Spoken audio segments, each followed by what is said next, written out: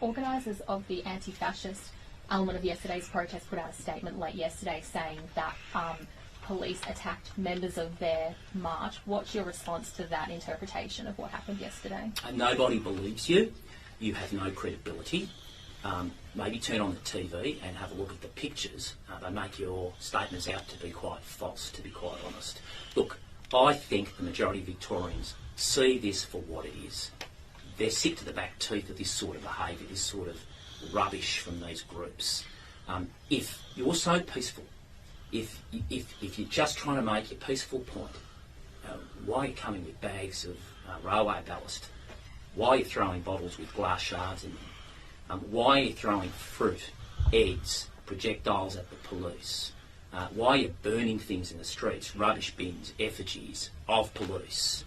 Serious? Do those actions match those words or commitments? It's utter rubbish. And we should start calling this out for what it is, to be. Well, congratulations to the Victorian Police Association boss, Wayne Gatt, for standing up for what, in my opinion, is the right thing. I think the Victorian police are starting to realise that they haven't got the support of the Victorian government, unfortunately. And no matter how much, please do not ever get me wrong, I am pro-police, very pro-police. Okay, we need a police service, a police force, whatever state you're in, within this nation.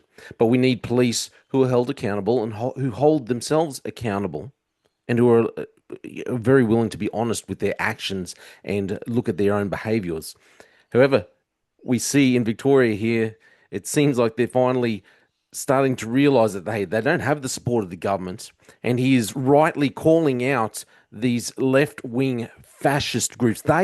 They call themselves anti-fascist. They themselves are the fascists. I'm so tired of seeing people go out and they put up do a rally, participate in a rally about anti-immigration, which is, it's not racist. It's just pointing out, hey, government, you are bringing in these policies that are affecting everyday Australians and putting people out on the street. You're causing homelessness. You're causing things to be harder for Australians. And people are protesting, people are rallying for that. And then these other groups come out and say, and call them all racists, call them all, Nazis, all these ridiculous things. And then they get violent.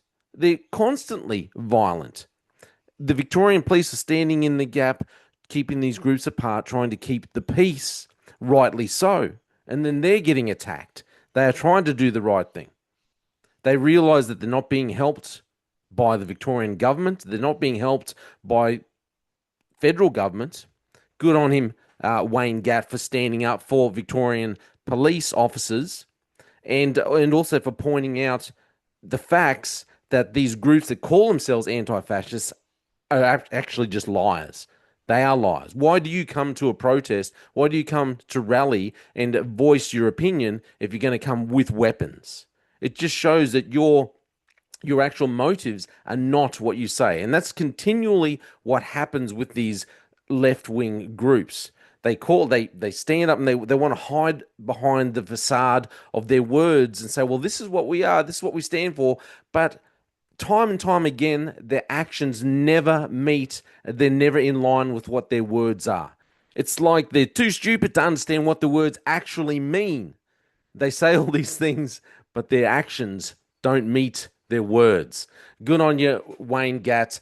I think Victoria Police, maybe you're starting to turn a corner here. But you need to call out right and wrong and stand up for these things. I take my hat off to Victoria Police for the job that they did do, I think, in keeping peace as best as they could. Unfortunately, police officers were injured, so let's pray that those officers are not too seriously injured, and the people who are to blame for this, who caused these injuries, are held accountable.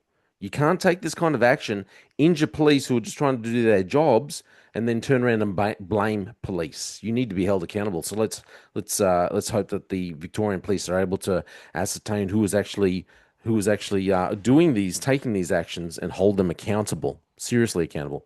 This is all my opinion. Thanks for listening to The Slippery Slope. They just fuel a desire that will take me higher. I'm on fire because nothing's going